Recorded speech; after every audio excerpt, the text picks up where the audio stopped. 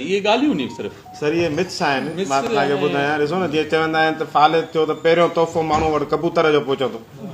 चए भाई कबूतर खारायसि अलाए केतिरा कबूतर मारे छॾनि इहे साईं सॼियूं मिथ्स आहिनि पाणी ईअं जे थधि ते हुजे हा त पोइ मरी वारा ऐं कोइटा वारा सभु फालिज वारा त इहे शयूं थधि गर्मीअ सां न आहे ठीकु आहे असां पेशेंट खे इहो चवंदा आहियूं बाबा जीअं तव्हां पाण रहो था ईअं रखो मरीज़ खे लूण ऐं सणभ जी परहेज़ कराइणी आहे ॿियूं शयूं कोमार्बिड ॾिसी ब्लड प्रेशर आहे शुगर आहे उन हिसाब सां खाए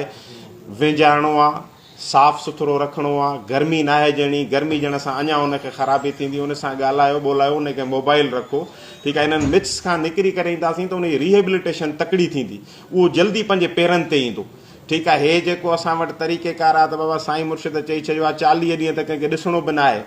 ठीकु आहे ऐं 40 ॾींहं बंदि आहे न पाणी न विझण न छान चू इहो असां उन मरीज़ खे न उन्हनि ॾींहंनि में उनजी टेस्ट थी थिए का इहो अञा असां उनखे पुठिते था करे वञूं लिटरली असां माण्हू सवणी पाईंदा आहिनि क्लियर वार्ड ईंदा आहिनि हॉस्पिटल में सवड़ पातल हूंदी आहे भाई छा थियो आहे फालिज थियो आहे हिकिड़ो फालिज जो क़िस्म थींदो आहे जेके लकवा चवंदो आहे बेल्स पेल्सी उहो लकवो फालिज बि न हूंदो आहे त बि माण्हुनि खे कोट ॿ लोई मथो इहो सवड़ अब हे छा कयो अथव न साईं जी सर न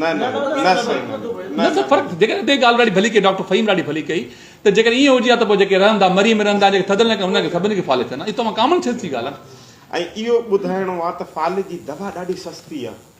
एस्कार्ड गोरी तव्हां सभिनी खे ख़बर आहे केतिरी सस्ती आहे रत छिटे करण जी गोरी आहे हिकिड़ी गोरी आहे सणभ घटि करण जी ब्लड प्रेशर हूंदुसि त खाईंदो शुगर हूंदुसि इहे जे 2-3 दवाऊं माण्हू खाईंदो रहंदो फॉलोअप ते रहंदो त इनशाला उनखे ॿीहर फालिज न थींदी